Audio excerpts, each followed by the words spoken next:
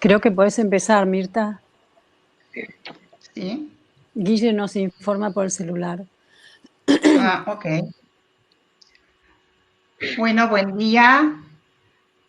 Bienvenidos a esta mesa de diálogo, el mal y sus figuraciones actuales. Están colaborando conmigo Cecilia Moya y Estela Alan, que me van a acercar las preguntas que ustedes hagan y que les pedimos por favor que sean breves. Las preguntas pasan muy rápido. No siempre podemos tomar todas las preguntas y todos los nombres, sepan disculparnos, pero quedan grabadas aquí en el chat y después se las enviamos a los presentadores por si quieren seguir un diálogo offline. Bueno, el mal es un tema polémico, controvertido. Ustedes ven que está escrito con mayúscula. Es controvertido dentro del pensamiento, sobre todo de la ética y filosófico. Es controvertido respecto de los hechos históricos y también dentro del psicoanálisis. Freud se refirió a la destructividad, a la guerra, a lo siniestro, habló del problema de las masas, podríamos decir de la obsecuencia de las masas, del malestar en la cultura, pero no supo sobre el campo de exterminio, que es lo que caracteriza al mal. En cierto sentido es una suerte que hubiese muerto en el 39 antes de los campos de exterminio. No antes de los campos de concentración, pero sí antes de los campos de exterminio. Para que todos podamos apreciar lo que van a decir nuestros invitados, Alberto Cabral, Alejandro Katz y Gabriela Goldstein, voy a introducir brevemente de qué se trata esta polémica sobre el mal.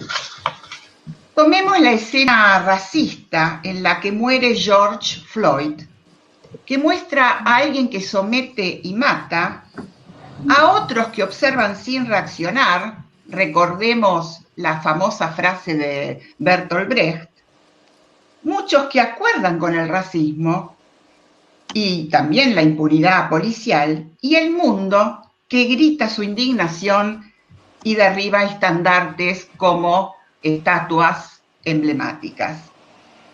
Esta escena ya sería un tema para la paradoja de la ética, porque nos sitúa ante la primera pregunta que les hago a nuestros presentadores. ¿El mal es un hecho individual y o colectivo? Sabemos que el racismo, la tortura, el genocidio principalmente, la esclavitud, la violación estratégica militar son los llamados crímenes de lesa humanidad. Todos estos crímenes forman parte de este concepto de mal con mayúscula, que ha transitado desde la religión, el pecado mortal, al derecho internacional. Pero lo que quiero transmitirles para introducir la polémica es que algunos filósofos se oponen a esta división entre el mal con mayúscula y el bien con mayúscula, porque dicen que sigue la tradición kantiana que presupone que hay derechos naturales y hay un sujeto universal. Esta postura habla más de la maldad y intenta no ligar la ética a categorías abstractas como el otro con mayúscula, el hombre con mayúscula, el derecho con mayúscula. Más bien introduce esta problemática de la responsabilidad de cada quien respecto de las consecuencias que tiene tomar ciertas cosas como verdades. En esta línea está Lacan, que dice en un determinado momento, el otro con mayúscula no existe, y es así que entra al campo de la filosofía. Badiou, que es otro exponente de esta tendencia, en su Ética del Mal, ensayo que recomiendo fervientemente, da un ejemplo que para mí nos sitúa también dentro de esta problemática, que es la de un médico que aún ante un enfermo sin seguro social, debe, dice, atenerse a la situación clínica, que es una situación singular, y no a las regulaciones generales que dirían que es bien y que es mal. Y dice, para apoyar con otro ejemplo su tesis, dice, se montan expediciones militares en nombre de la ética de los derechos del hombre. Como ven, hay un dilema y es difícil negar una u otra posición. Estamos ante, entonces, el derecho que nos permite enjuiciar a los líderes de los que organizan masivamente y sistemáticamente masacres y genocidios, y la otra posición más cerca de la responsabilidad sobre las víctimas, por ejemplo, los náufragos en el Mediterráneo. A mi gusto, estas posiciones que parecen disyuntas deberían encontrar integraciones. Porque, por ejemplo, ¿cómo pensamos el femicidio, por ejemplo, o la manada sexual, por un lado, y el reclutamiento y esclavitud de mujeres coreanas organizado por el gobierno japonés durante la Segunda Guerra Mundial? Yo creo que hice un bosquejo muy esquemático, por supuesto hay mucho para decir, de estas dos posiciones, y como yo leí los resúmenes, tuve ese privilegio, y ya charlamos un poquito con nuestros invitados, supongo que Alberto hará más referencia a la hipocresía cultural, Alejandro Katz al mal como una coartada exculpatoria, mientras que Gaby Goldstein va a tomar más el tema de la pulsión de destrucción, de muerte, y se hace una pregunta, por lo menos en el resumen, y es si el mal puede ser porque sí. Y antes de darle la palabra a nuestros invitados, muy brevemente voy a justificarme, porque la realidad es que este tema es responsabilidad mía. Entonces tengo que justificar por qué me parece un tema actual y por qué hablo de figuraciones y no de figuras, que es como se conoce en la literatura sobre el tema.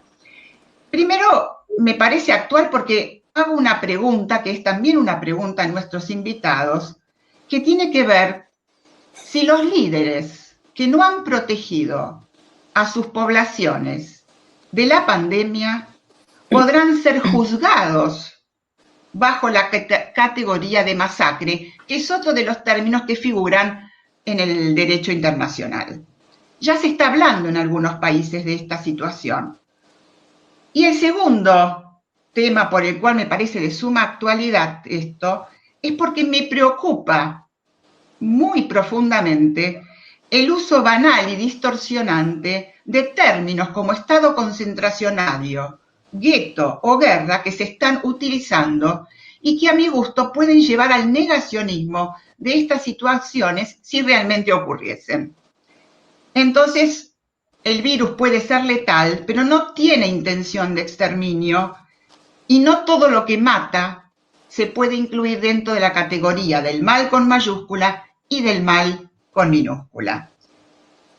Para terminar, ¿por qué figuraciones? Para mí las figuras son estáticas, en cambio las figuraciones permiten semblantes no fijos y no permanentes.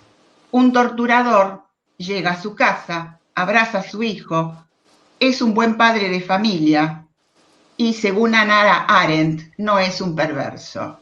Esta es su posición respecto de la banalidad del mal, pero también quiero decirles que hay muchas otras. Entonces, le voy a dar primero la palabra a Alberto Cabral, miembro titular en función didáctica de todas las instituciones de la IPA, exdirector del Instituto Ángel Garma, autor de Cuestiones psicoanalíticas y Lacan y el debate sobre la contratransferencia, compilador junto con Abel Feinstein de un libro On Training Analysis Debates y coautor de varios libros, entre ellos Itinerari sul Perdono, publicado en Milán. Alberto, tenés la palabra. Bueno, muchas gracias, Mirta, muchas gracias por la invitación a vos y a la Secretaría Científica. Es muy lindo poder juntarnos, siempre juntarnos en este momento es lindo, pero además sobre este tema, que es un tema, bueno, vos lo decías muy bien, ha convocado muchas aproximaciones, ha generado también muchos disensos y discrepancias. Yo, para relajar un poco el clima, quería comentar esto que se me ocurrió cuando aparecimos en pantalla los 4 panelistas, vos también, bajo el título impactante de Figuraciones del Mal, porque podía leerse, ahí aparece, que cada uno de nosotros podía ser una figuración del mal, y me parece que es una buena puerta de entrada, ahora que lo estoy pensando, a una de las ideas que tenía ganas de desplegar, porque hay que acotar un poco el espectro tan amplio en relación a la temática. Me refiero a los riesgos de promover depositaciones o figuraciones colectivas del mal. Y voy a ubicar el despliegue de esos riesgos en torno al título muy sugerente del libro de una filósofa estadounidense, que es Martha Nussbaum, y que se llama La fragilidad del bien. Que de su lectura, bueno, es un libro extenso, erudito, muy rico, lo trabajamos en un seminario hace pocos años, pero se desprende y hace mucho énfasis en el desdibujamiento de la frontera entre el bien y el mal.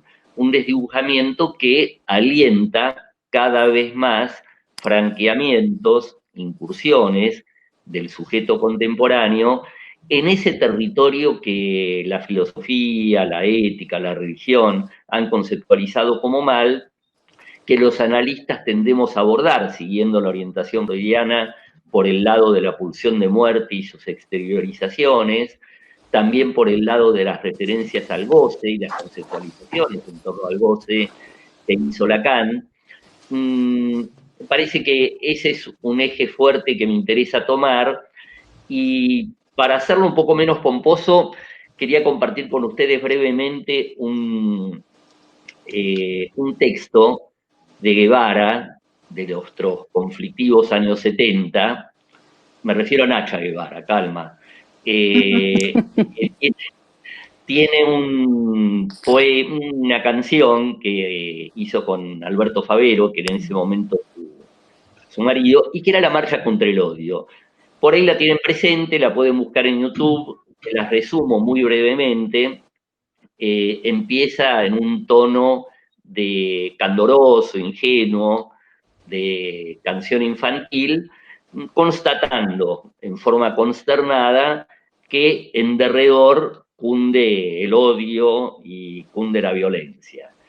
Y convoca en ese punto a darnos todos la mano, y bajo 3 emblemas incuestionables, libertad, igualdad y fraternidad, encabezar una lucha ferviente contra el odio.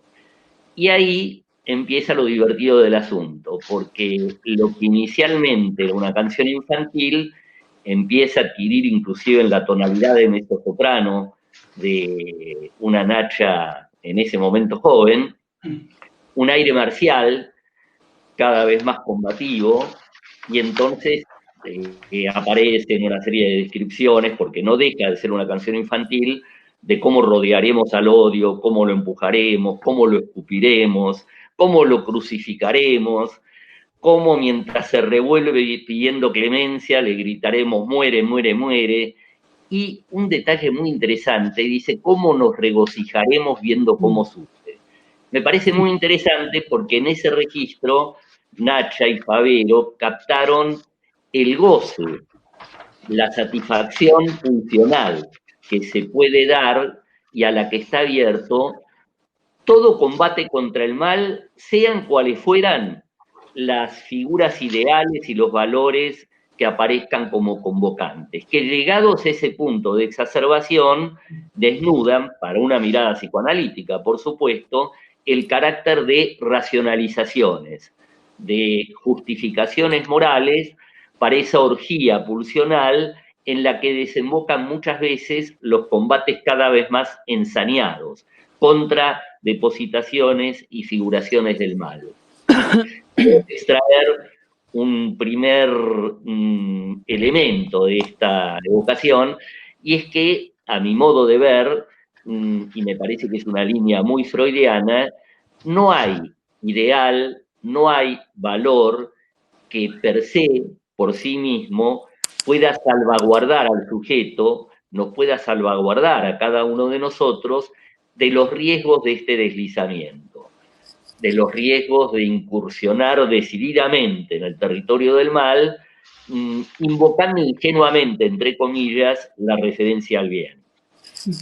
En este punto, me parece que se abre toda una cuestión que me parece que es muy rica también, en relación a cómo pensar, Mirta lo tocaba un poco en la presentación, cómo pensar y conceptualizar aquellas subjetividades que operan como gestores del mal, como ejecutores del mal.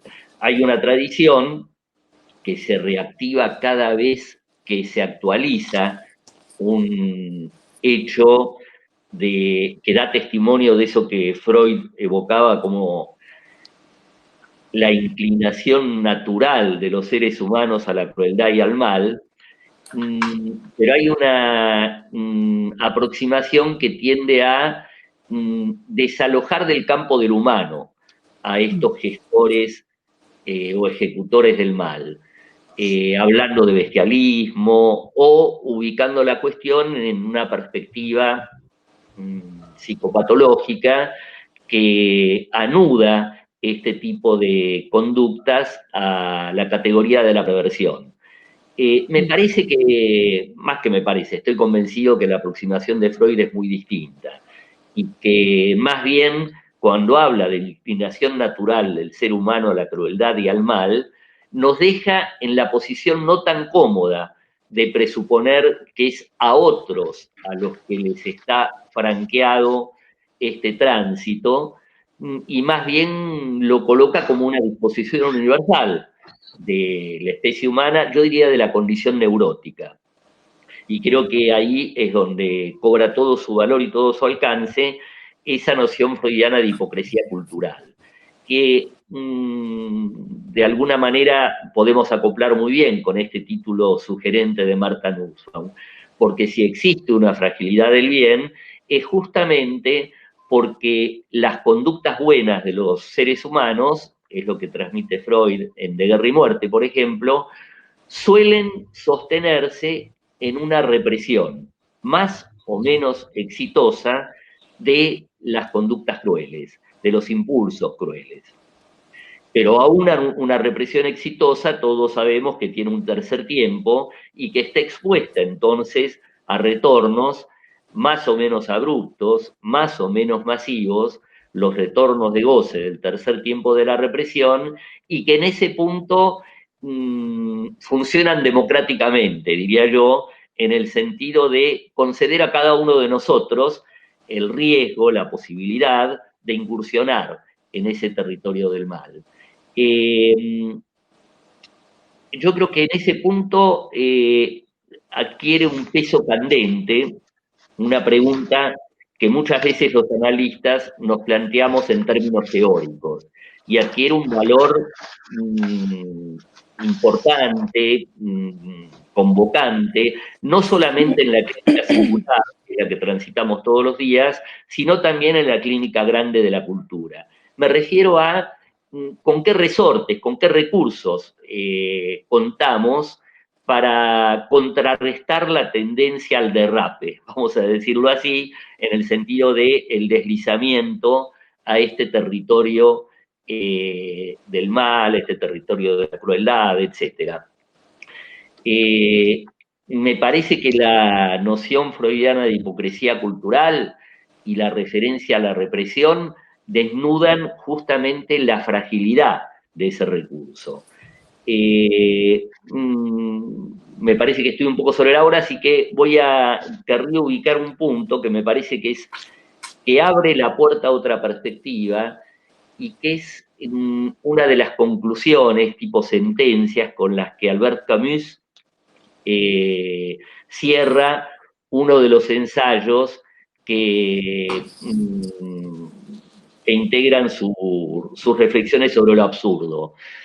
él comenta en ese punto que se puede ser virtuoso por capricho. Me parece muy rica esa formulación, porque reservarle un lugar al capricho, yo diría en términos freudianos al deseo, nos conecta con un sostén no tan expuesto a porosidades como la represión, porque la mejor represión sabemos que tiene su tercer tiempo de retorno. Y me parece que esta idea de que se puede ser virtuoso por capricho, que dice Camus en Lo absurdo, nos conecta con una posibilidad que está presente, insinuada en las elaboraciones de Freud y más desplegada en los desarrollos de Lacan. Está insinuada en los desarrollos de Freud, ahí donde Freud construye un binario, no habla solamente de hipocresía cultural, sino también de aptitud para la cultura. Y ubica como sostén de lo que llama aptitud para la cultura, ubica como sostén a lo que menciona como un ennoblecimiento pulsional, que me parece que es un término rico, Freud no lo desarrolla, con muchas resonancias, pero que yo les comento, comparto con ustedes cómo lo leo, en términos de el proceso por el cual las experiencias de vida, un tratamiento analítico, por supuesto, pueden consumar un tránsito que permite un domeñamiento del goce mortífero más eficaz que aquel domeñamiento del goce mortífero que puede proporcionar la represión. Como si dijéramos que podría haber una salida no neurótica y más eficaz, que no sería una garantía absoluta, pero que permitiría que el sujeto cuente con pertrechos y herramientas más sólidos para vérselas y enfrentarse con las convocatorias siempre seductoras de la pulsión de muerte. Me parece que en ese sentido, la noción de deseo del analista, en términos de un deseo afianzado en lo real, marca un hito porque no tiene que ver exclusivamente con lo que nos anima como analistas, sino con la depuración de esa categoría deseante que puede darse como resultado de un fin de análisis logrado. Bueno, paro acá y muchas gracias. Bueno, Alberto, gracias. Obviamente que tus comentarios, tu propuesta, a mí me generaron varias preguntas. No para que las conteste ya, pero te las dejo como un poco flotando. Me parece que hay una paradoja, ¿no? Entre hay un bien que hace mal y hay un mal que hace bien. Esto tanto en lo individual como en lo colectivo. Por ejemplo, cómo pensar movimientos de resistencia o de liberación, ¿no? Que me parece tienen que ver también con lo que vos traías del ideal colectivo. Y una pregunta que sí me parece interesante es si la hipocresía cultural de Freud no es una hipocresía estructural a la organización sociopolítica. Esta es una pregunta que me parece que queda flotando.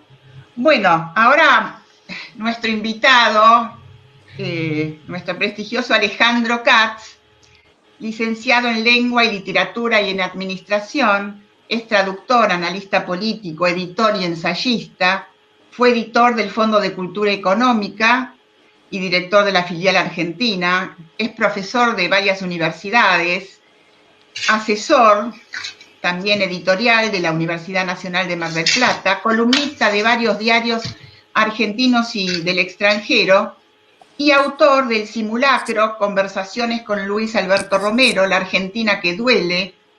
Es muy activo en la Noche de la Filosofía y en la Noche de las Ideas. Yo diría que la Argentina duele, pero el mundo también. Así que, Alejandro, te dejo a vos el micrófono. Te escuchamos. Muchas gracias, Mirta, por la invitación. Muchas gracias a APA. Por supuesto, a quienes me acompañan en la mesa y a quienes nos acompañan en este encuentro.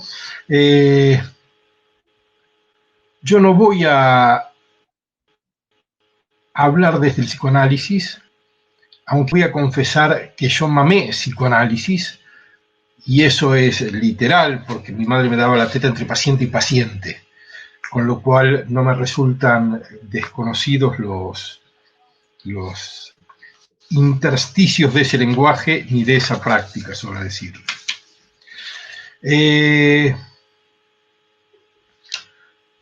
No voy a hacer una reflexión sistemática, no voy a presentar una tesis, no tengo un discurso ordenado sobre la idea del mal. No ha sido mi tema de reflexión regular ni de estudio específico. Si es un tema de preocupación, debe ser un tema de preocupación de todos aquellos que tenemos algún tipo de intención respecto del mundo y de nuestros semejantes. Pero yo prefiero compartir algunas preguntas, diría casi en un estilo aforístico, preguntas que no necesariamente conectan unas con otras, pero quizás todas ellas nos conecten con el mismo problema que nos convoca. La primera pregunta que me hago es si la idea misma del mal no es una coartada, no es una trampa, no es lo que nos permite tener siempre más margen para nuestra acción individual. La misma idea de un mal con mayúscula, la misma idea de un mal absoluto, la misma idea de la maldad, me pregunto, ¿no es acaso algo que siempre corra las posibilidades que nos otorgamos para no actuar lejos del mal? Cuando hablamos del mal y pensamos en el exterminio, en la tortura, en el daño consciente sistemático masivo, en la producción de dolor extendida, es decir, sobre muchos, e intensa sobre cada uno, ¿cuánto nos deja eso a cada uno de nosotros como recurso para nunca estar de ese lado? Me pregunto en alguna medida si todas las conversaciones que han proliferado desde posiblemente la Segunda Guerra sobre la idea del mal no tienen en parte un efecto de responsabilización política, de relajamiento ético, de distensión de nuestra conciencia permanente acerca de lo correcto y de lo incorrecto. El mal, entonces, es posible que sea una astucia de la razón ética para darse márgenes de conducta cada vez más distendidos.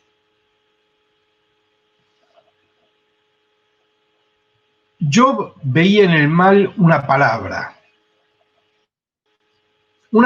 que no es integrable en ningún pensamiento humano, que es un desorden que desmiente todo orden social, cósmico o metafísico.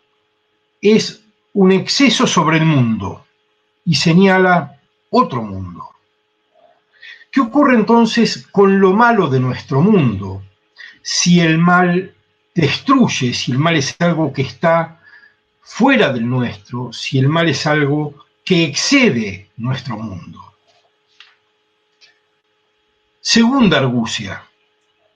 El mal se inscribe en uno de los extremos de una línea que en el otro extremo incluye el bien. Por tanto, supone dos cosas. Hay algo como el bien absoluto, junto con el mal absoluto, y hay una idea que tiene dos formas de ser mencionada. La idea del progreso, que en definitiva es una versión secularizada de una idea teológica, la de la redención, y la idea de la caída. Podemos aspirar al bien absoluto o caer en el mal absoluto. Pero posiblemente lo más interesante, lo más importante, lo más necesario, sea desprenderse tanto de la redención como de la caída y pensar la inmanencia de las prácticas cotidianas. Y la inmanencia de las prácticas cotidianas nos lleva del terreno de la teología, que es el terreno del mal, al terreno de la política. Hay sin duda en nuestro horizonte intelectual un conjunto de grandes palabras, por llamarlas de algún modo. Algunas de esas grandes palabras son de la filosofía, otras son de la teología, otras son de la política. Algunas comparten varias de estas esferas, algunas de estas esferas cuando menos. Pero la necesidad, en mi opinión, consiste en que aquellas palabras que orientan la acción humana sean palabras repolitizadas, sean palabras extraídas del espacio de la Iglesia y recolocadas en el espacio de la plaza pública. Cada vez, y la última década posiblemente, o las últimas 2 décadas más justamente, nos han ido reponiendo palabras de la política, palabras de la plaza pública en la Iglesia. Y cuando digo 2 décadas no es casual. Desde la formulación del eje del mal después de los atentados en las Torres Gemelas, hemos cada vez más reconvertido el lenguaje político en un lenguaje teológico. Y eso está en alguna medida en la raíz de las crecientes divisiones sociales en cada una de las naciones occidentales que vemos con creciente fuerza. Estamos reconstruyendo nuestros modos de sociabilidad en términos de tribu, en términos de iglesia, y no en términos de plaza pública. Cuando hablamos de mal y de sus manifestaciones, cuando hablamos del mal absoluto, cuando hablamos del mal como aquello cuyo horizonte imaginario es el campo de concentración, dejamos de hablar de la política en lo que ella tiene de posibilidad de interacción entre unos y otros para limitar la capacidad de daño que todos tenemos y que todos debemos regular. Me da la impresión de que la reposición de la idea de mal en el discurso público no solo es una herencia del Holocausto, sino que también es un subproducto de la sociedad del espectáculo, de una sociedad en la que lo que se ve y excita pasa a tener una relevancia mayor que aquello que debe ser pensado, en el que lo que convoca una mirada, una cámara, un público, tiene más importancia que lo que convoca un pensamiento. Creo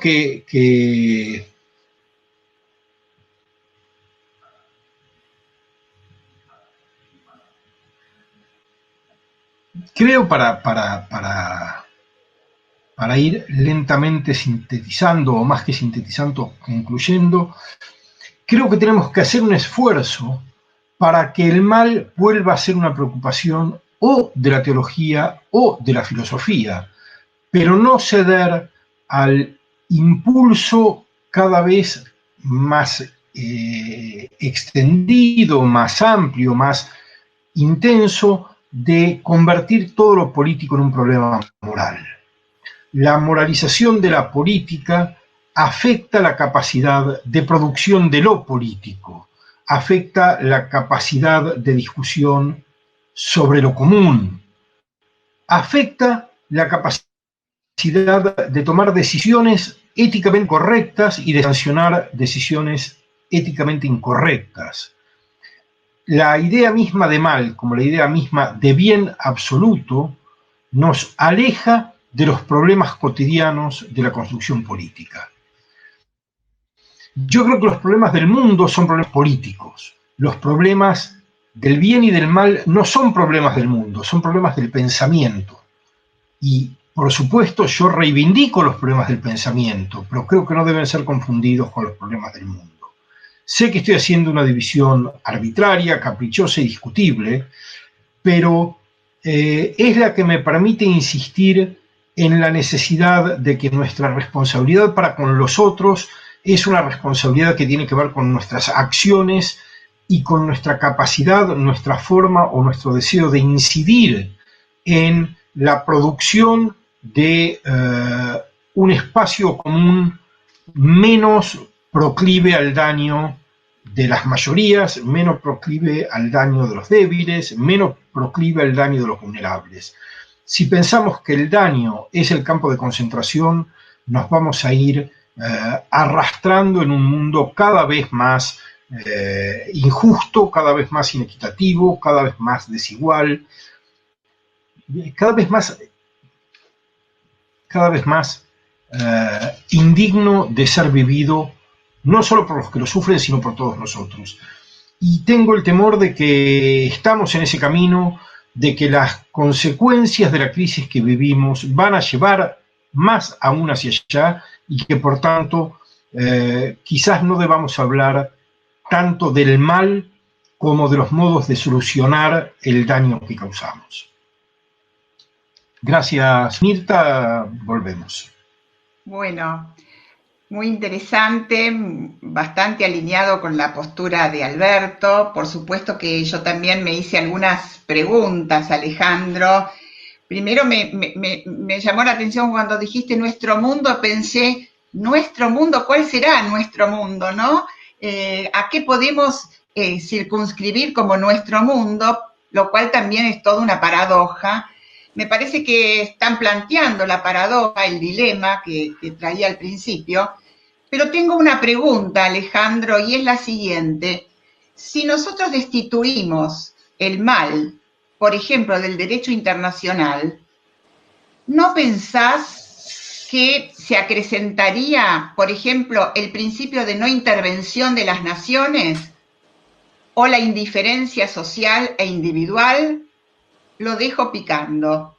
Y entonces le doy la palabra a Gaby Goldstein, que es psicoanalista, arquitecta y pintora, también miembro titular en función didáctica, doctora cum laude en psicología en la Universidad de El Salvador, es coordinadora en APA de coloquios psicoanalíticos, de la Comisión de Cine y Psicoanálisis y del Grupo de Investigación Arte y Psicoanálisis.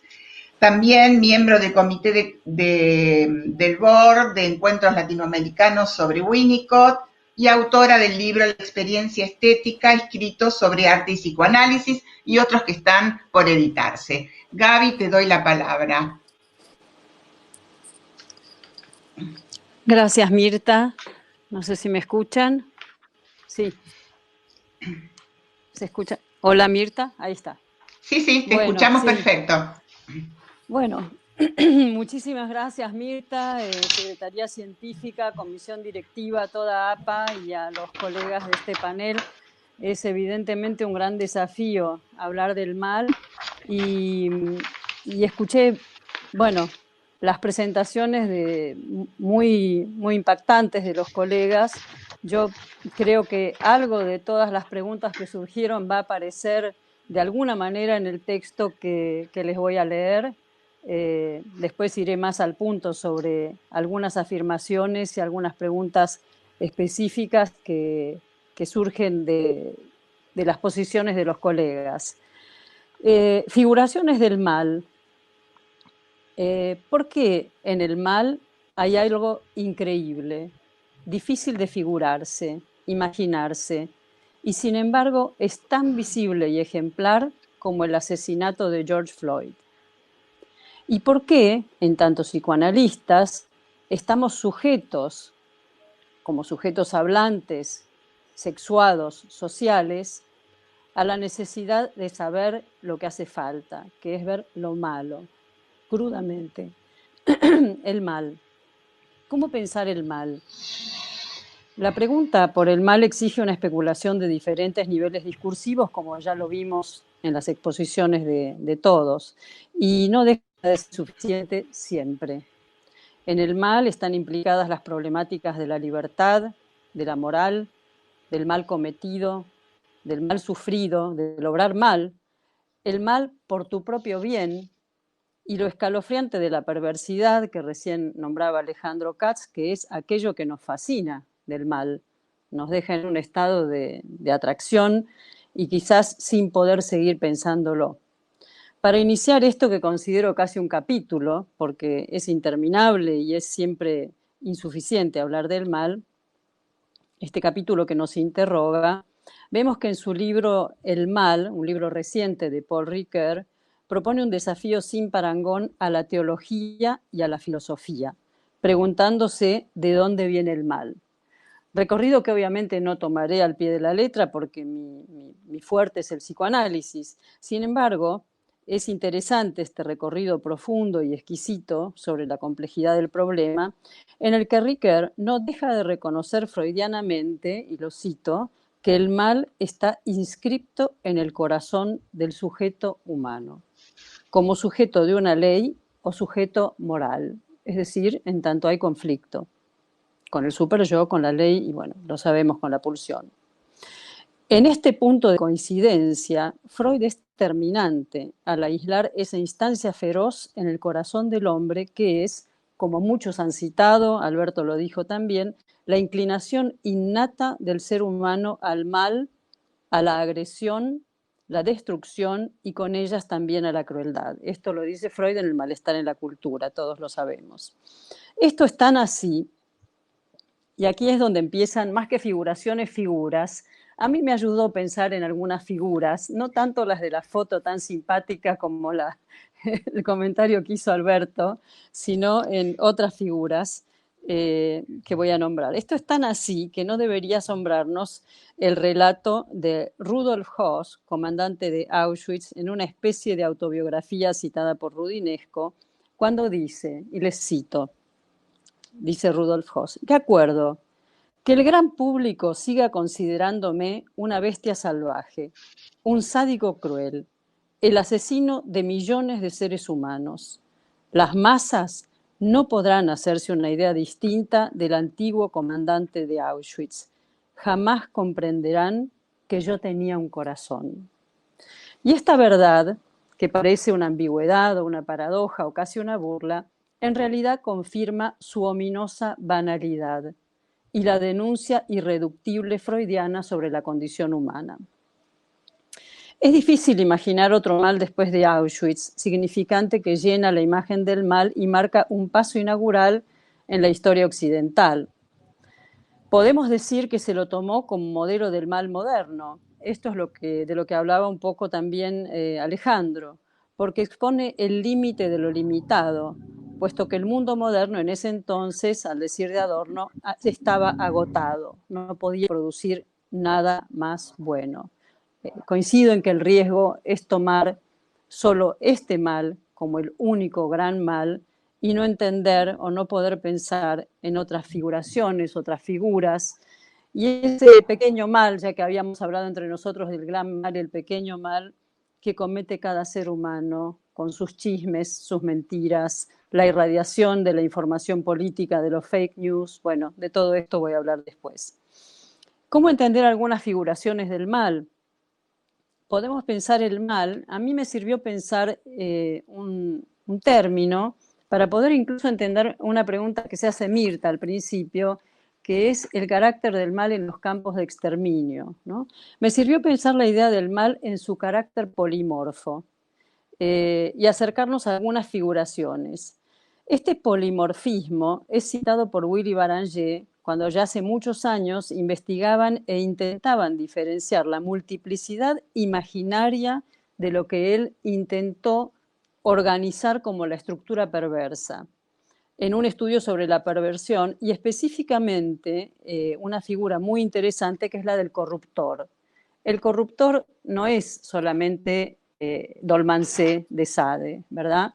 El corruptor está todos los días en nuestra vida cotidiana. Creo que de eso hablamos. No es solamente aquel que corrompe para violar a una persona, para matar, sino que aparecen distintos niveles de corrupción que implica la imposibilidad de seguir pensando y evaluando nuestras acciones, porque el pensamiento tiene un carácter performativo como la palabra, que corrompe la posibilidad de seguir adelante pensando y crean un estado, por así decir, de vale todo. Pero este es un tema para otro debate.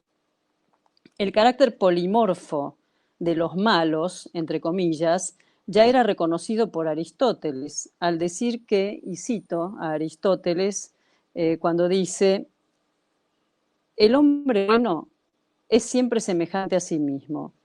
El malo y el insensato no se parecen a nada por la tarde a lo que eran por la mañana.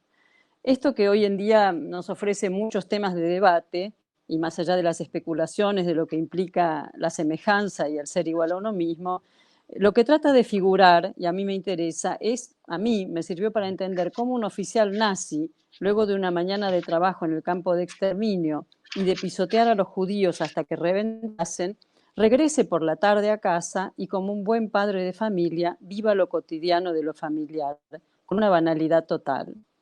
Hay algo siniestro en estos mecanismos de escisión radical que parecen excluir la angustia. ¿Cómo es posible que lo familiar devenga ominoso o viceversa? Ya lo hemos estudiado mucho con Freud cuando habla del ominoso como Heimlich, que es a su vez un Heimlich. Veamos distintas figuras del mal más que figuraciones, a partir de las cuales tal vez podemos iniciar un recorrido y captar alguna pieza más, como dijo Alejandro, como dijo Mirta y Alberto, para ver si existe algún modo en el que podamos sustraernos de esta idea del gran mal y en los pequeños recorridos y meandros de los pequeños males hacer alguna otra cosa. Pero empecemos por alguien absolutamente malo, Ricardo III de Shakespeare.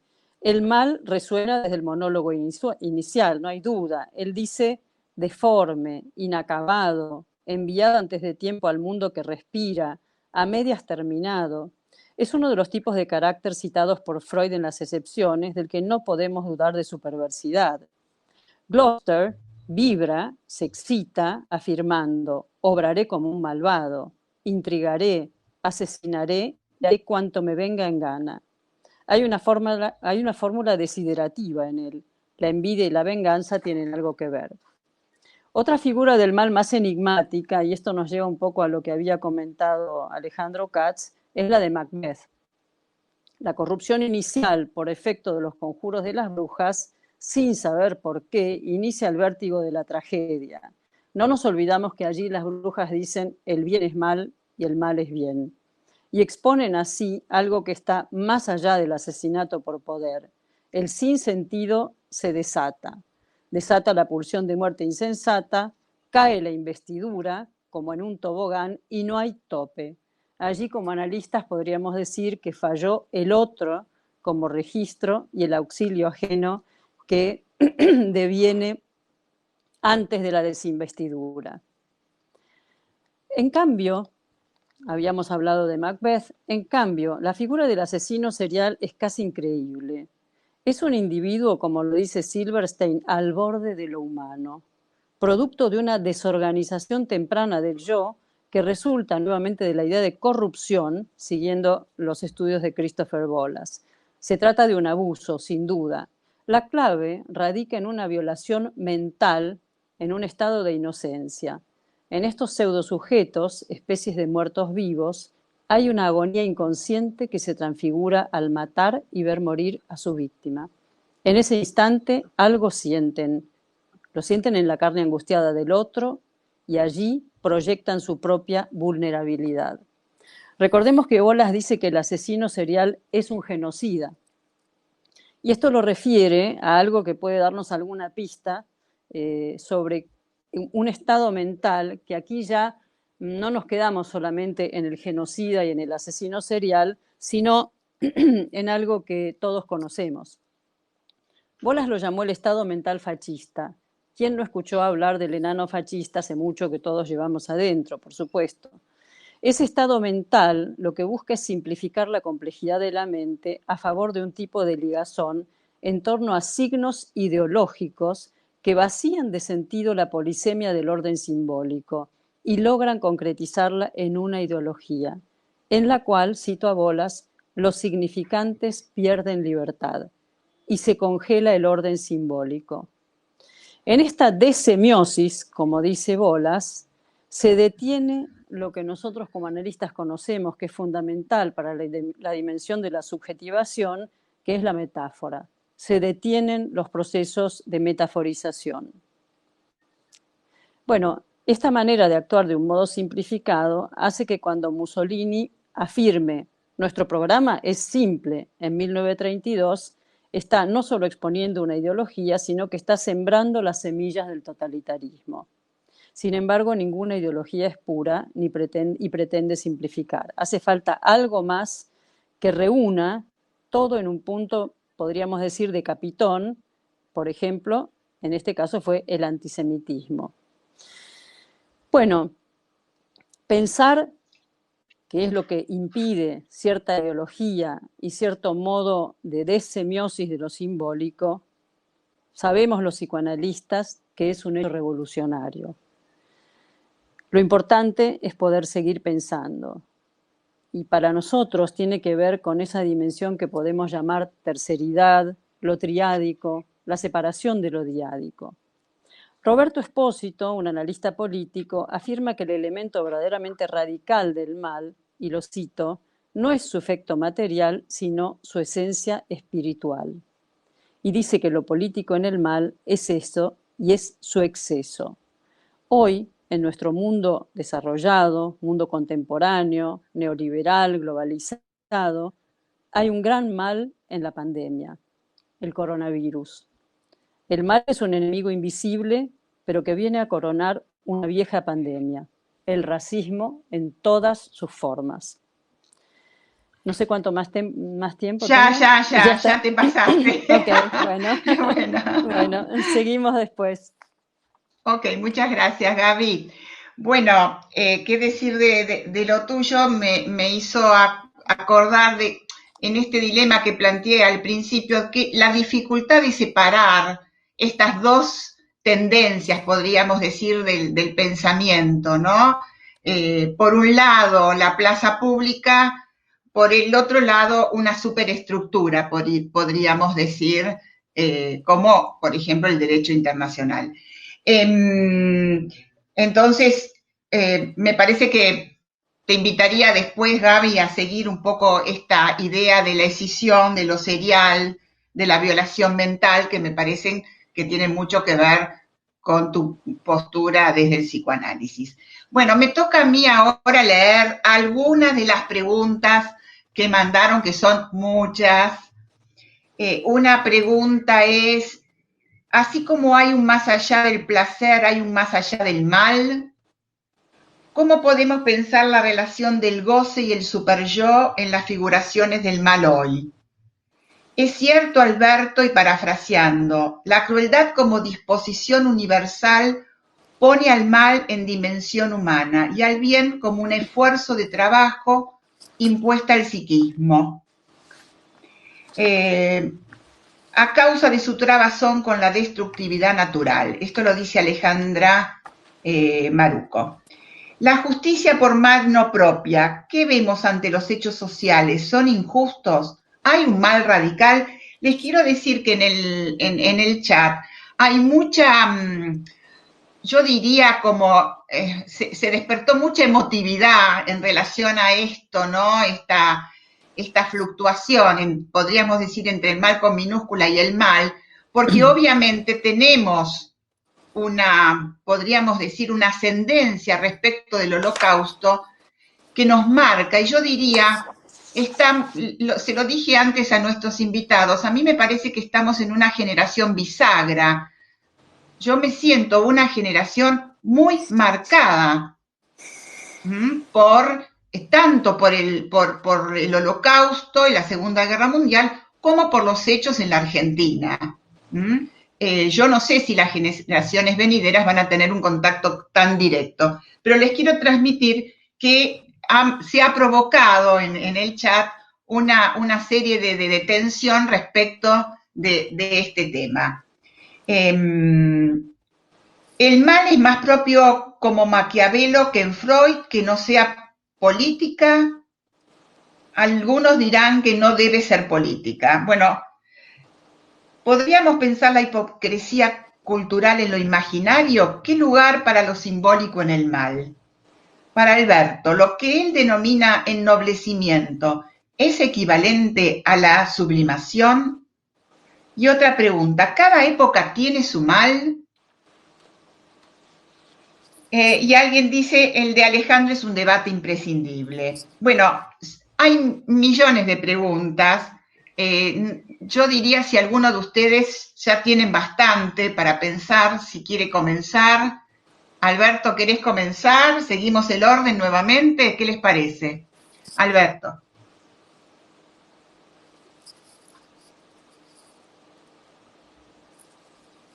Micrófono.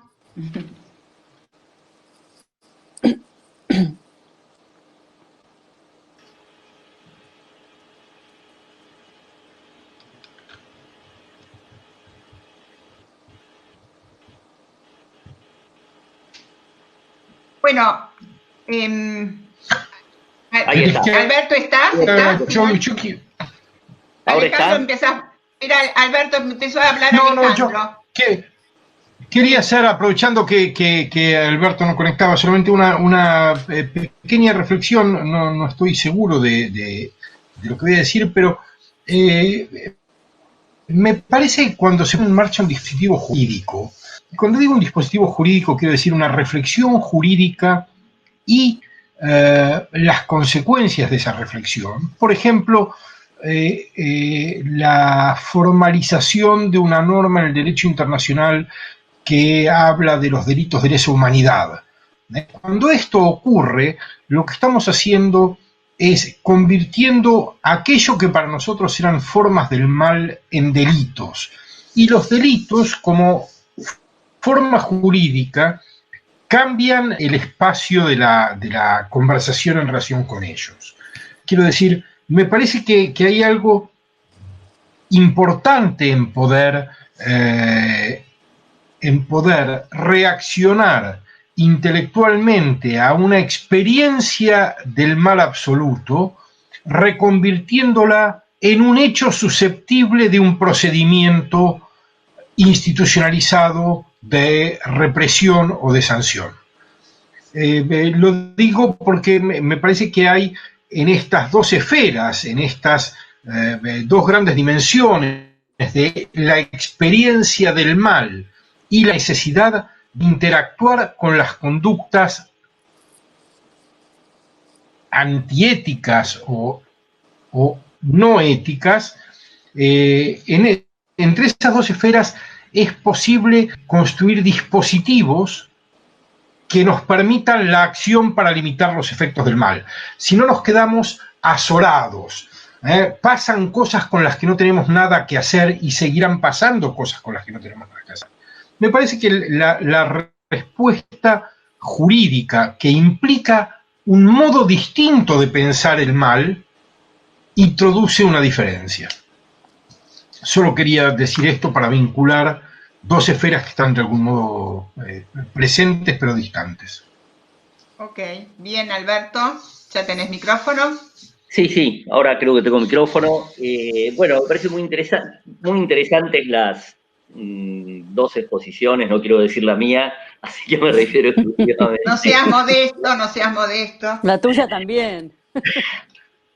Y me quedaba con esto que traía Alejandro. Creo que efectivamente hay distintas perspectivas, distintas esferas de reflexión y esferas de intervención en relación a ese territorio amplio que es el territorio del mal. A mí lo que me preocupa subrayar, lo traía en la primera presentación, es que me parece que por bien intencionadas que sean las aproximaciones en estas distintas esferas, tanto más las intervenciones efectivas que intenten de alguna manera promoverse, están también expuestas a esto que Nacha Guevara captó con tanta precisión y tan risueñamente. Y todos sabemos que, lamentablemente, la existencia de la Corte Internacional Penal en relación a crímenes de lesa humanidad, también abrió las puertas a operatorias, a intervenciones que, por bien intencionadas que fueran, ponen al desnudo también que la mejor racionalización puede ser un vehículo muy eficaz para concretar ensaneamientos que de alguna manera nos internan nuevamente en el territorio del mal. Yo diría que no hay ninguna intervención de una potencia colonialista en el mundo que haya sido precipitada invocando el mal. Siempre hubo una invocación del bien. Las guerras napoleónicas eran justamente al servicio de extender el ideal de libertad, igualdad y fraternidad. Y sabemos hoy que muchas de las intervenciones recientes en política internacional se hacen también, por un lado, agitando la figura del eje del mal, que siempre está reactivado, siempre está actualizado, y por esa vía abriendo la puerta a desbordes, por esa vía abriendo la puerta a crueldades. O sea que yo no me quedaría tan tranquilo con el hecho de la existencia, que me parece buena, me parece que es un paso adelante, que era una Corte Internacional Penal, Derechos Humanos.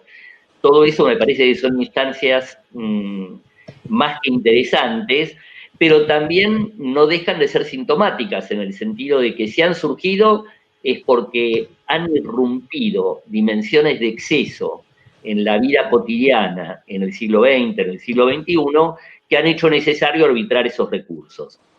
Creo que en ese sentido, Mirta retomaba la idea de Lacan de que no hay un gran otro.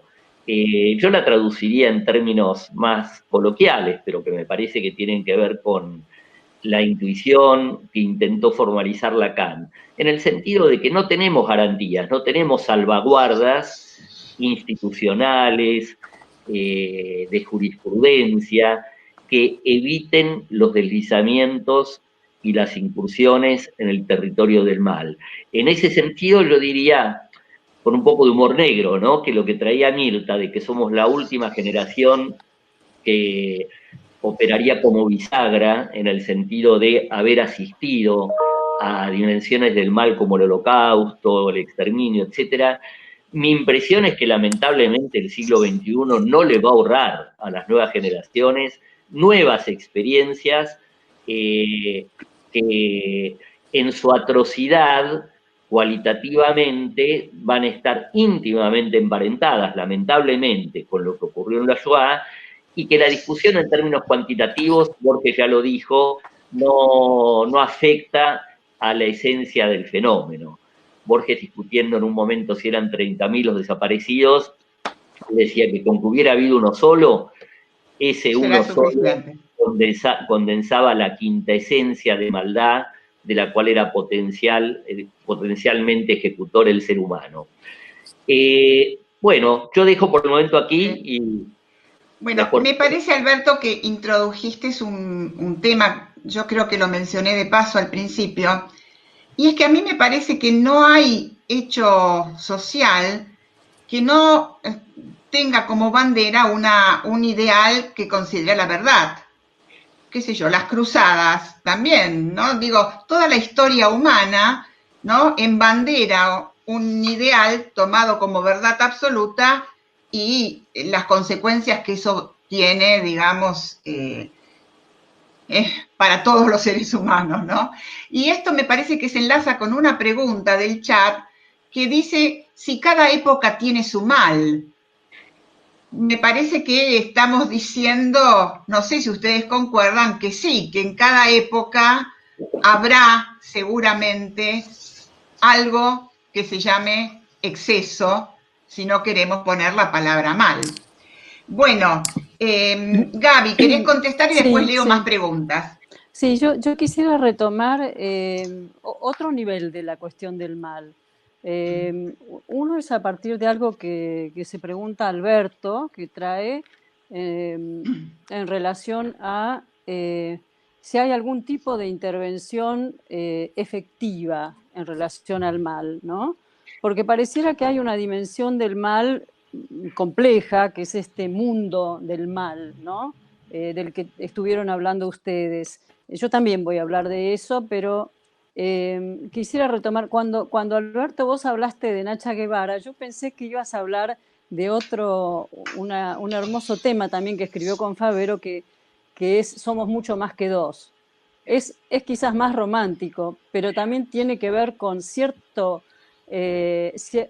condición de comunidad, por un lado, de lazo comunitario, y de cierta intención de nombrar lo fraterno, que creo que es el gran riesgo del mal, que es no solo matar a la cabeza del mal, que puede ser el padre, sino interferir en la posibilidad de ser mucho más que dos, es decir, que haya un vínculo que incluya en lo fraterno y en la comunidad otro tipo de lazo que eventualmente pueda soslayar o enhebrar de otra manera el desatado efecto de la pulsión de muerte. Y también en otro nivel de las intervenciones efectivas, como hablabas vos, en relación al deseo, yo pensaba, ¿se llamará un deseo adulto? Pero bueno, a lo que quiero apuntar con las intervenciones efectivas y el somos mucho más que dos, creo que es algo que lo dije, que es salir de lo diádico. La dimensión diádica es la que divide bien o mal, blanco o negro, y que pone una situación de simplificación mental, que es la que impide la producción de metáfora, de pensamiento y, como dice Freud, de ligaduras mucho más grandes, tanto en el sentido de lo social como en el sentido de la posibilidad de pensar y de subjetivarse. Entonces, el somos mucho más que dos en el sentido social es indisociable del somos mucho más que dos en el sentido intrapsíquico. Es decir, en lo intrapsíquico, y nadie lo ha nombrado aún, el otro es fundamental. En lo social es esencial. No existimos sin el otro. Pero para que pueda existir un otro en lo social, ese otro del auxilio ajeno de los tiempos primordiales es a través del cual circula tanto la interdicción como la terceridad. Y eso abre, despega, desacopla los cables iniciales de un psiquismo incipiente hacia una posibilidad de construir subjetivación, metáfora y habilitación de un otro que no sea un enemigo o alguien diferente. Y en relación a lo que dice Alejandro, que me parece también magnífico y creo que tiene que ver con esto, yo, por un lado, por supuesto, podría tomar la línea de que el mundo del mal no es una expresión simbólica ni simpática, existe, y el mundo del mal utiliza recursos tóxicos que no son visibles. Por ejemplo, la mentira se lubrica a sí misma y es algo que circula en todas las dimensiones de lo virtual y en todos los vínculos, y no es inocua. Para nombrar solamente un aspecto, en una reunión previa que tuvimos de práctica nosotros, Mirta decía, yo voy a hablar del gran mal, pues, como si fuera la epilepsia, el gran mal y el petit mal, ¿no? A mí también me interesa el pequeño mal, porque el pequeño mal no es indisociable del gran mal. El pequeño mal, por ejemplo, el pequeño mal que tiene que ver con este producto de la pulsión de muerte, pero que aparece en los grupos, los pequeños grupos de WhatsApp, por ejemplo, instituciones, familias, en las que lo podríamos llamar ataque al vínculo también. Y ese ataque al vínculo es un ataque al pensamiento. Y esto se irradia en cada pequeño acto de envidia, de disrupción, de intrusión en el campo del lenguaje del otro, como decía antes, la fake news, y todos los efectos que parecen insignificantes, por ejemplo en la ironía, el deseo de romper. Es decir, no creo que sea totalmente indisociable, si bien el crimen de lesa humanidad tiene absolutamente otras características y tiene que ser juzgado por el Tribunal de la Haya o donde lo hayan establecido. Creo que estas intervenciones efectivas tienen un punto de anclaje entre lo social y lo individual, en el cual estamos parados los analistas de una manera absolutamente insoslayable en esa en esa basculación entre las dos cosas. Bueno, por ahora eso. Bueno, me parece interesante porque respondiste a la pregunta del principio, digamos, cómo encontramos ligaduras, ¿no?, entre el gran mal y el pequeño mal, que me hizo acordar al objeto A, digamos, al pequeño A, también de alguna manera de Lacan. También en ese sentido que aparece el pequeño A como ese resto que aparece en el pensamiento, por ejemplo, de Agamben como la nuda vida, o sea, aquel ser que puede ser eliminable, desechable, torturado, y muchas cosas más, ¿no? Mucha crueldad más. Bueno, leo un poquito más de preguntas. Hay muchos que se preguntan por esta cuestión de la responsabilidad comunitaria, ¿no? El cuidado comunitario, ¿no? Es una de las preguntas que creo que resume varias de las que aparecen en el chat. Después aquí me han enviado, ¿hay neuróticos bondadosos y neuróticos malvados? Bueno, la moralización de la política es un problema, ni que hablar de la moralización del psicoanálisis. Las figuraciones del mal son siempre fantasmáticas, aunque el mal sea real. Esto también es otro aporte de Alejandra Maruco. Gabriela menciona el famoso por su propio bien. Las llamadas mejores intenciones que muchas veces conducen a un ser humano a lo peor. Frente a lo interesante, tenemos que trabajar desde una posición ética. Bueno, es un comentario de Liliana Polaco. Hay una pregunta más concreta. ¿Podrían hablar sobre el mal y las pulsiones destructivas? Acá el mal lo escriben con mayúscula, pero creo que ustedes también lo pueden tomar con minúscula.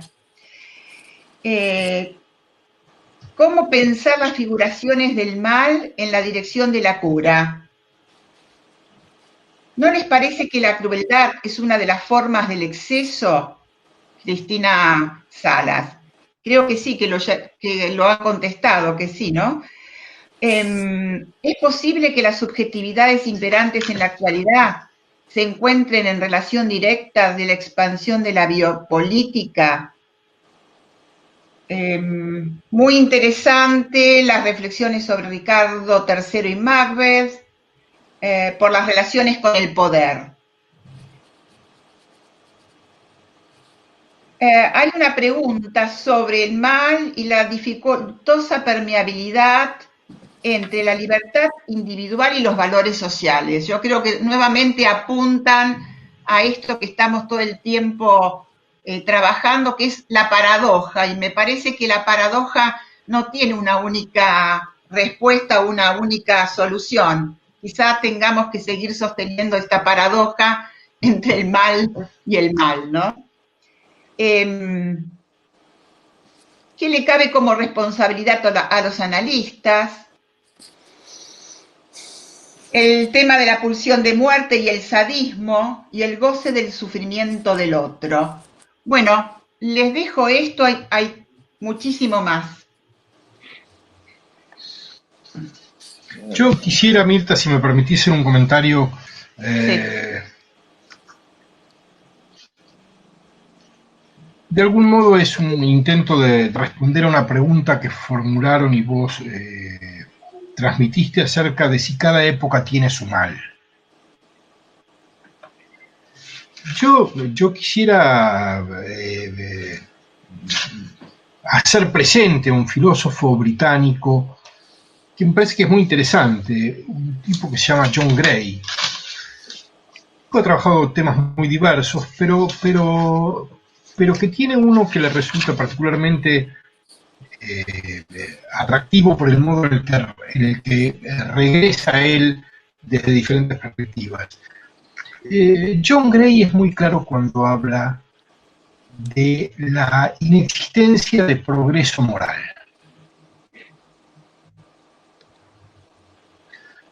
Y me parece que eso es clave, porque nosotros estamos convencidos de que nuestros progresos técnicos y científicos tienen una traducción en el terreno moral.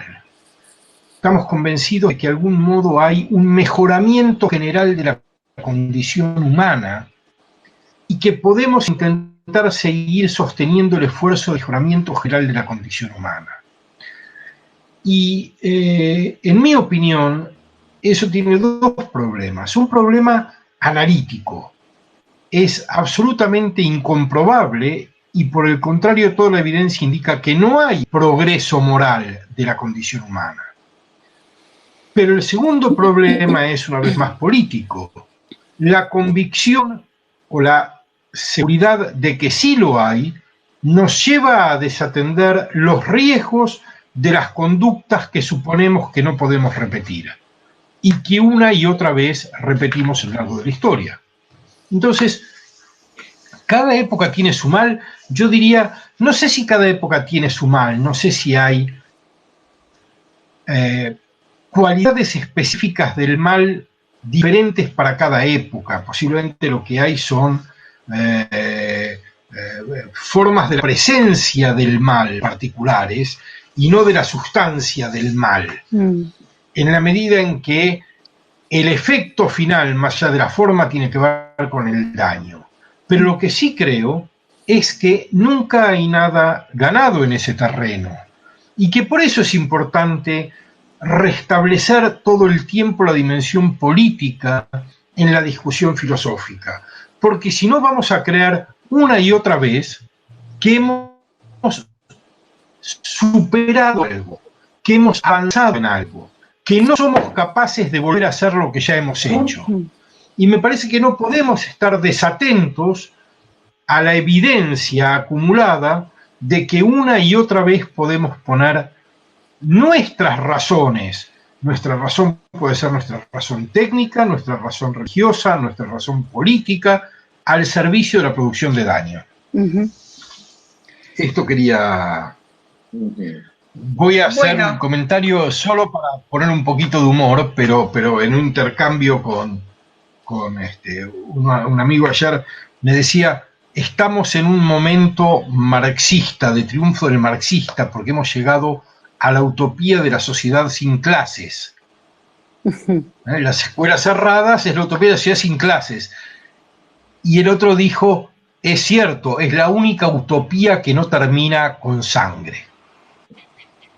Entonces, la primera parte es chistosa, la segunda parte viene a cuento de nuestra conversación. Vos hablabas de las cruzadas, vos hablabas de, bueno, sí, todos creen que su verdad tiene el derecho de cancelar al otro.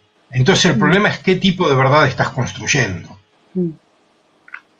Bueno, y en relación a esto, ya que le voy a dar la palabra a nuestros analistas de hoy, hay una pregunta que Lacan se hace, o que le podemos hacer a Lacan porque Lacan tiene una respuesta, es, yo no acuerdo con la respuesta de Lacan, ¿no? Lacan dice que no, si se puede analizar a un canalla, y yo pienso que es un signo de pregunta, ¿no? No puede ser tampoco una respuesta cerrada, pero me gustaría que ustedes analistas, Alberto y Gaby, también lo incluyan la parte clínica, ¿no? Es decir,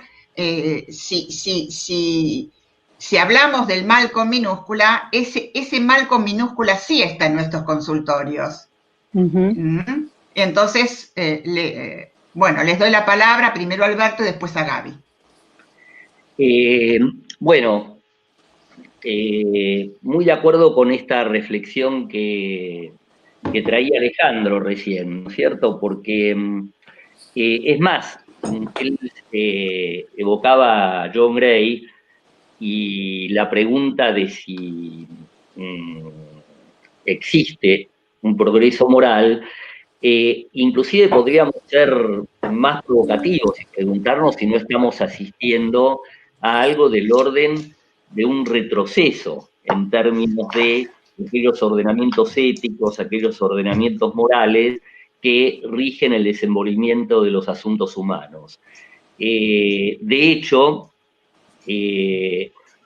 un gran historiador como Eric Hobsbawm, que para muchos es el historiador del siglo XX, ha puesto mucho el acento en el hecho de que, por ejemplo, las formas de hacer la guerra en el curso del siglo XX son infinitamente más crueles, infinitamente más deshumanizadas que las formas clásicas de ejercer la guerra en los siglos previos.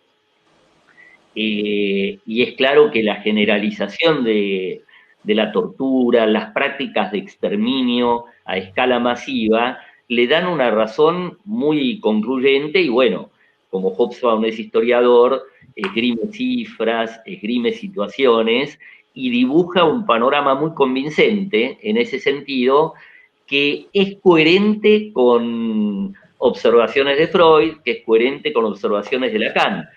Cuando Lacan, apoyándose en una lectura muy minuciosa de Freud, habla de la degradación del orden simbólico progresivamente en nuestra época, se está refiriendo justamente a los poros cada vez más gruesos que permiten retornos de goce y que tienen como efecto no solamente los genocidios y los campos de exterminio, sino la renovación permanente de la práctica del exterminio y de la práctica genocida en nuestros días también.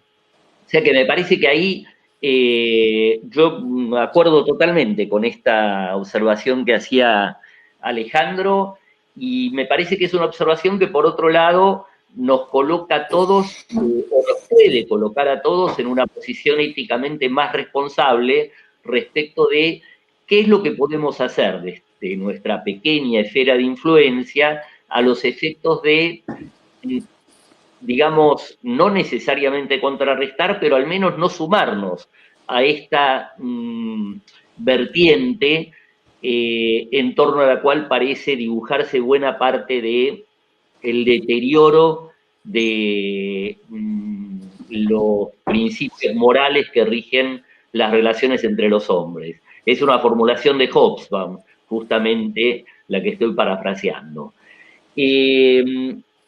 Bueno, es muy difícil siempre dar el salto de lo general a lo particular. Nosotros, analistas en la práctica cotidiana, nos manejamos en la esfera de lo particular, en la relación del uno por uno. Por supuesto que se crea un registro de desmesura cuando contrastamos esa micropartícula que es la acción analítica con lo que es la macroscopía del orden social. Sin embargo, si algo puede hacer la práctica analítica, yo estoy convencido que tiene que ver con el hecho de,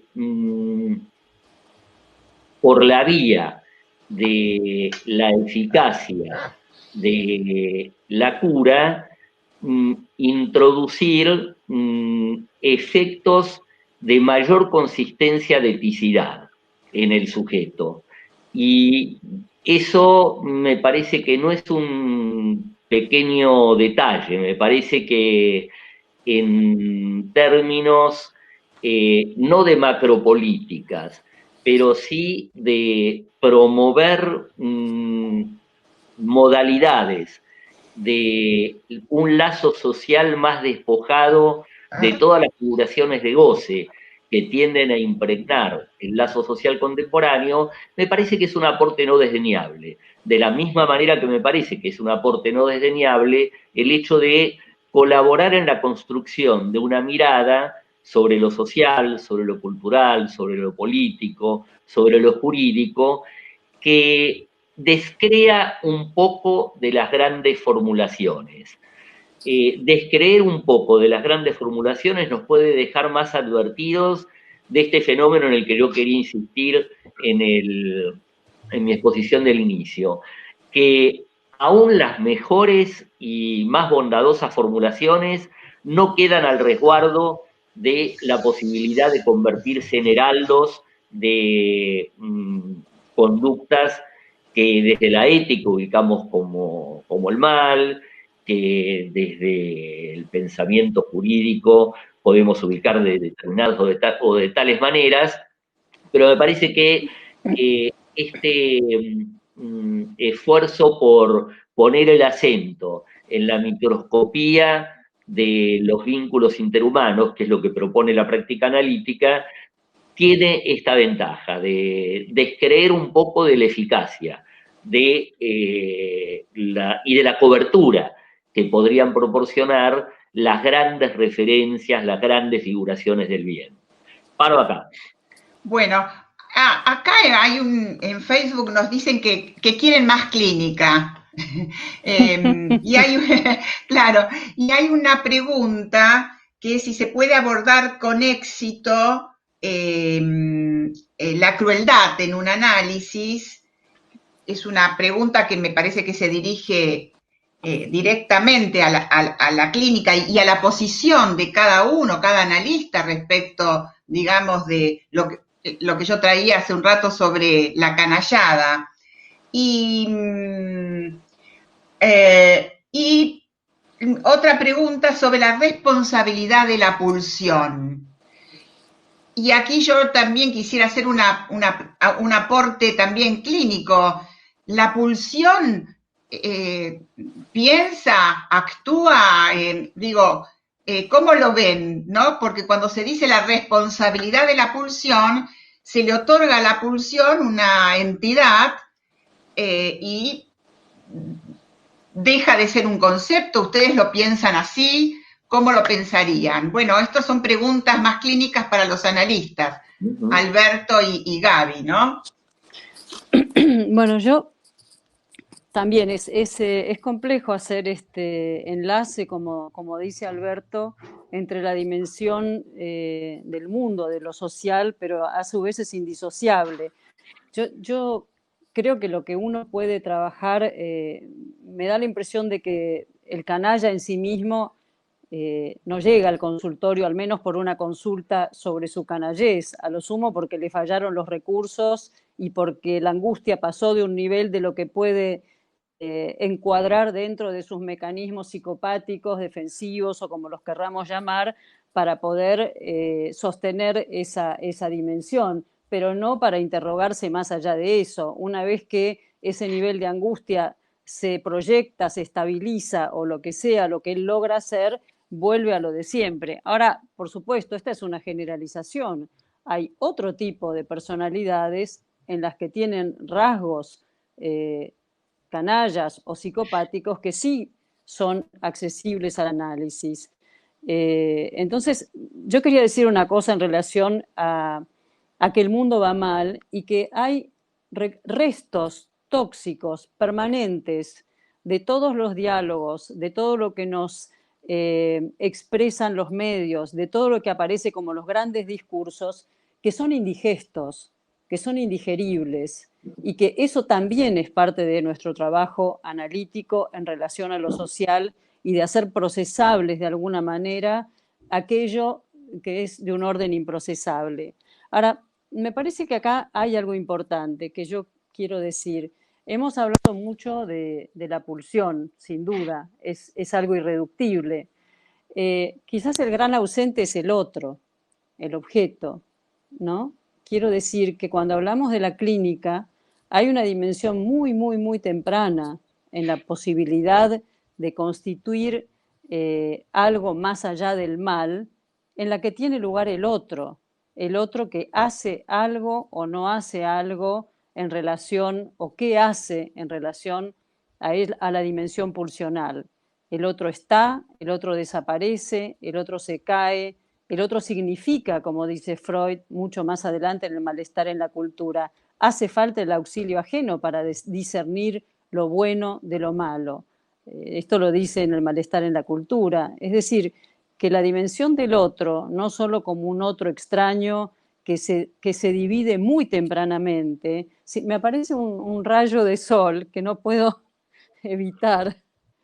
No sé si estoy iluminada o es el bien que ya está queriendo entrar por algún lugar ante tanta dimensión del mal, pero voy a hacer lo que puedo con, no sé si, ahí está, creo que ahí está mejor, ¿no?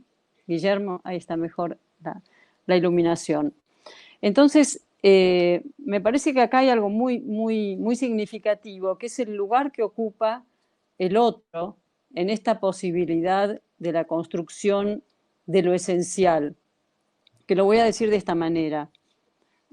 Por un lado, quiero decir que ese mal, en determinado momento, estoy hablando del mal general, del mal social, desconoce toda autoridad, toda razón, toda función social, todo despliegue del amor tierno de meta inhibida, y es una instancia arrolladora. Si es en este sentido, perdimos el partido. Ya está armado, ya está establecido. Ustedes recuerdan estos ejemplos que muchos de nosotros estudiamos, los que hacen análisis de niños.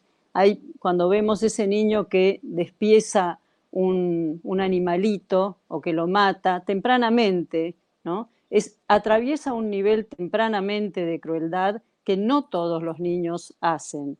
Ahí tenemos indicadores de algo que ya en un momento muy, muy temprano se rompió. Hay algo interesante en esto, que es que está allí el germen del impulso destructivo y del cual está en todos nosotros. Está agazapado, observando las escenas, observando los tiempos psíquicos iniciales, y allí no se deja fácilmente licuar o eliminar por los procesos amorosos. Sin embargo, el otro, en tanto eros, si es que es posible, va a contribuir a enlazar de alguna manera, y nosotros como analistas ofrecemos una nueva posibilidad para ese enlace de estos restos indigeribles, de estas escisiones muy tempranas que son casi imposibles, digamos, tienen una zona de imposibilidad muy, muy significativa, pero haciendo malabares en estos atajos y callejones sin salida, en los que está el germen del mal, podríamos entender que entre lo uno y en lo otro está encarnado el bien posible. Y ese bien posible, que implica establecer alguna ligadura de tipo amor de meta inhibida, por supuesto que sabemos que en estas personalidades han fallado los diques que contienen, bueno, la extrema manifestación de la maldad, el bien posible con una consideración del otro, como dije antes, somos más que dos, el otro, el prójimo, el semejante, la comunidad, y cuyo florecimiento en el mundo tenemos la posibilidad, aunque sea pequeña, de cuidar. Y esto reside en lo que yo llamé algo así como las maldades imperceptibles, citando a un escritor que me gusta mucho, Ezequiel Martínez, que habla de crímenes imperceptibles. Esos crímenes o maldades imperceptibles son las maldades de la vida cotidiana. Esas sí llegan a nuestro análisis y ahí tenemos mucho que hacer. El lugar del otro, quiero recomponerlo, quiero restituirlo, hacer una restitución en nuestro discurso de eso que falta, que es el otro, en todas sus dimensiones, tanto como ley, como semejante, como hermano, y como analista, ayudante, objeto transicional, primer objeto que al ser expulsado tiene que poder ser reconocido después y no quedar en esa dimensión que Freud en la negación define radicalmente, vos lo sabés muy bien, lo estudiaste mucho, Alberto, es el juicio de atribución. Es decir, primero lo saco, después decido si existe. Y esa es la raíz de poder decir, este no existe, no me interesa. Creo que ahí, por lo menos en nuestro campo, tenemos mucho que hacer. Bueno, me parece que situaste algo que a mí me parece fundamental, que es la decisión primaria operativa del principio del placer, ¿no? Que es algo estructural, podríamos decir, por lo tanto, inexorable.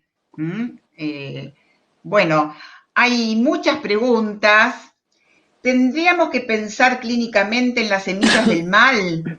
Estas a veces brotan, a veces revierten contra el sí mismo, a veces duermen. ¿Pueden desvincularse del sadomasoquismo? Yo creo que esta pregunta, si bien compleja, pero remite a algo que podríamos pensar si el goce sádico, ¿no? Y en qué medida interviene en todo esto que estamos diciendo. A ver, así como el disparo suicida del abuelo repercute en la cabeza del hijo y del nieto, así el mal ejercitado por una generación es eficiente en las siguientes. Esto lo dice Jorge Mosner, pide más clínica Jorge Mosner, pero yo creo que es difícil, digamos, porque me parece que cada analista también se sitúa, ¿no? Diría, en una posición, en la otra, o en el entre dos posiciones, ¿no? Volviendo al principio, entre el mal con mayúscula y la maldad común hay un entre. Y me parece que lo que estamos intentando hoy es encontrar sus articulaciones, si son posibles. Algunos dicen están más del lado que no, otros más del lado que sí. Mirta, sí. te hago una pregunta Sí. a partir del comentario que acabas de hacer acerca del goce sádico. Sí. Imagina una situación como esta. Sí. Un oficial de la Armada Argentina en el año 78 que viaja con un soldado que hace el servicio militar a un sitio del Gran Buenos Aires. El viaje de ida es silencioso, el oficial está tenso, llegan al destino, es una clínica geriátrica. El oficial que estaba radicado en base del sur y había venido a Buenos Aires, había utilizado a este soldado conscripto para que lo llevara a visitar a su madre internada. En el regreso a la ciudad, más distendido después de haber cumplido el trámite, inicia una conversación. Y en la conversación hay una pregunta acerca de la profesión de los padres del soldado. El padre es cirujano y el oficial se horroriza pensando en la gestualidad de alguien que con un bisturí abre al medio a otra persona. Se horroriza. Y luego reacciona y dice, bueno, pero eso es trabajo. Yo nunca pensé que hubiera tenido que hacer cosas así por trabajo, pero cuando es por trabajo se hacen. Marcuse hablaba del sadismo productivo y daba como ejemplo el cirujano. Y un torturador de la Armada Argentina encontró el mismo argumento. Hay un sadismo productivo, la tortura puede ser parte de eso. ¿Qué es lo que pasa en la psique de ese tipo que encuentra el argumento perfecto para justificar aquello que su moralidad le había impedido justificar hasta ese momento? Yo no tengo una respuesta, pero me parece que no es desdeñable la pregunta. Entonces digo, no necesariamente el mal lo hace mala gente, y ese es el problema. Si el mal solo estuviera en manos de los malos, con encontrar un mecanismo para detectar a los malos, podríamos excluir el mal de la tierra, y eso no va a ocurrir.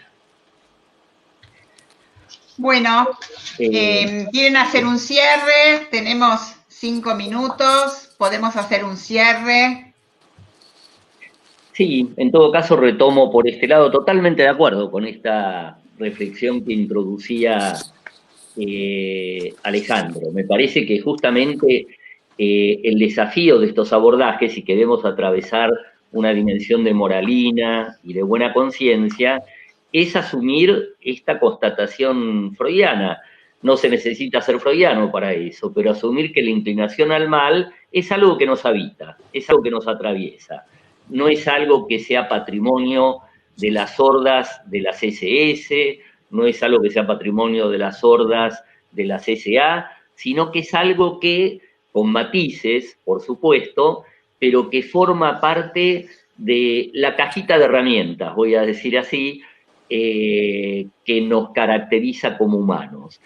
Yo en ese sentido tomaría, para introducir un poco, porque me parece que hay muchos puntos de acuerdo, pero yo jerarquizaría los puntos de disenso para sacarle más chispas a lo que estamos haciendo. Yo, en relación a lo que traía Gaby, de este poema tan lindo de Benedetti, Somos muchos más que dos, y que introduce la dimensión de lo fraterno, yo creo que la dimensión de lo fraterno no lo ubicaría como un recurso que iría de suyo, que permitiría contrarrestar esta inclinación freudiana al mal, que nos habita a todos. Porque todos sabemos que la horda fraterna puede encaminarse en una dirección, en otra. La condición fraterna tampoco exime del riesgo de deslizamiento al mal.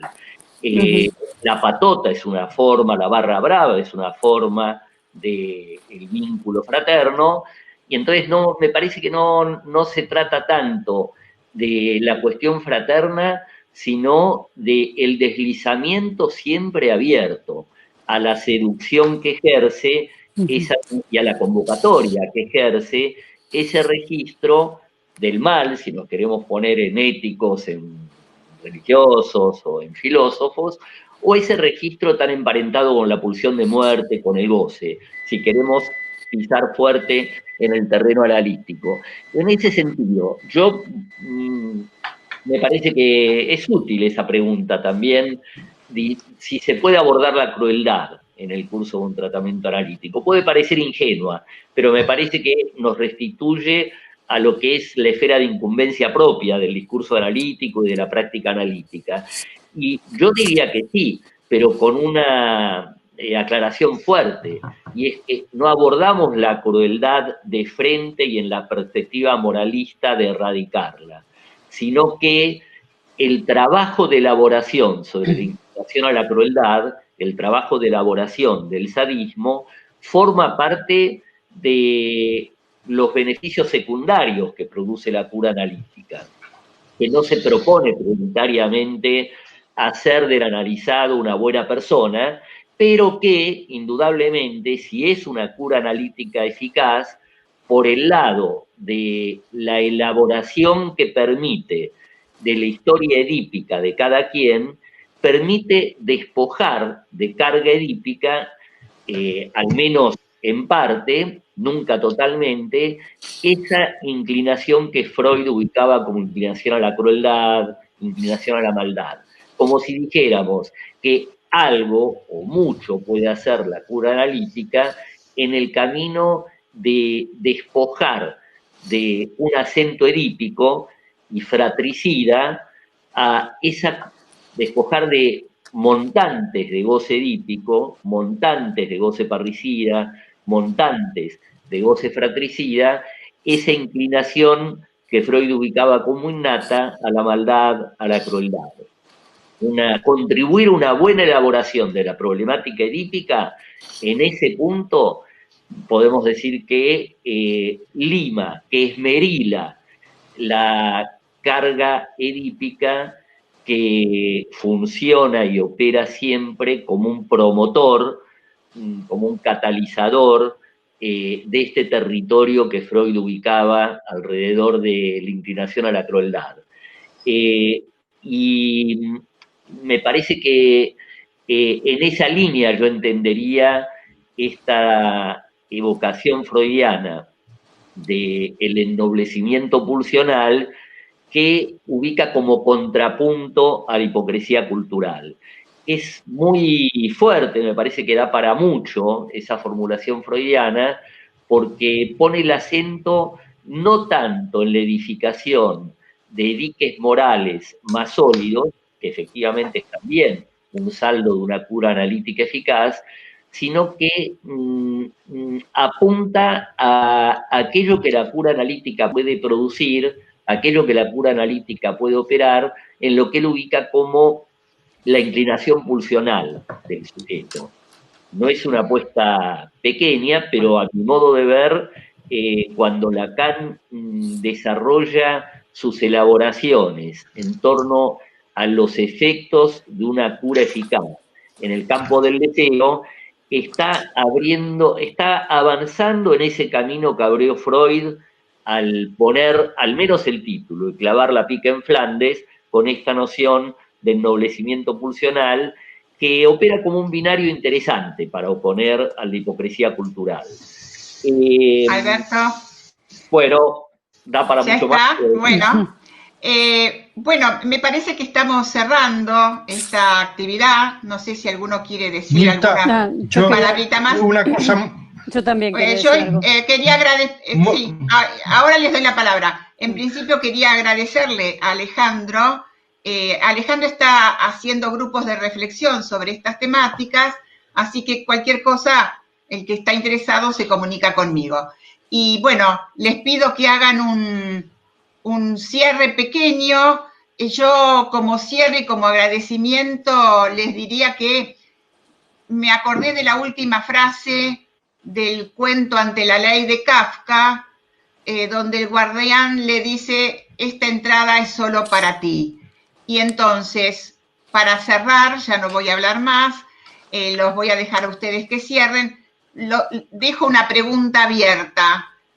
Ante la puerta del mal, ¿todos pueden entrar? ¿Todos pueden salir? Bueno, Alejandro, tu cierre y después el cierre de Gaby.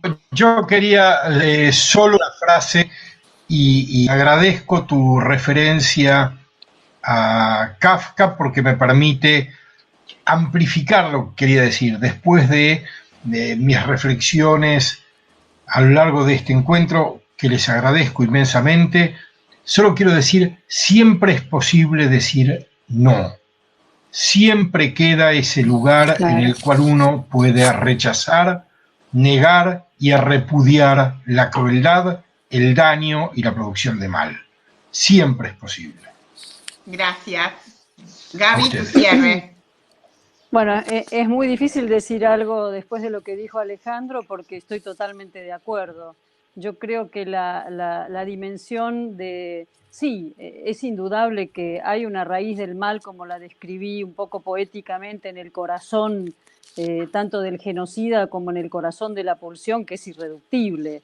Esto es algo con lo que todos contamos y sería una ingenuidad o una utopía pensar que eso es reversible. Está en la misma naturaleza humana y la condición humana se trata del descubrimiento revolucionario de Freud, ¿verdad? Con estos componentes. Entonces, en ese sentido, parecería, de todas maneras, no fue eso lo que quise decir. Lo que quise decir es, tiene que ver mucho con lo que dice Alejandro, que es cómo se gestiona en un ser humano en el cual la dimensión de la corrupción temprana, es decir, perversión, corrupción, intrusión del otro, falta de límite, desaparición, en fin, toda la variante que conocemos en cuanto a la posibilidad de generar un espacio en el que se puede gestionar la aparición y la desaparición en el famoso Fort-Da, ¿no? Es decir, la caída de sentido o la posibilidad de metaforizar, de imaginar y de crear, ahí aparece también la posibilidad de decir no.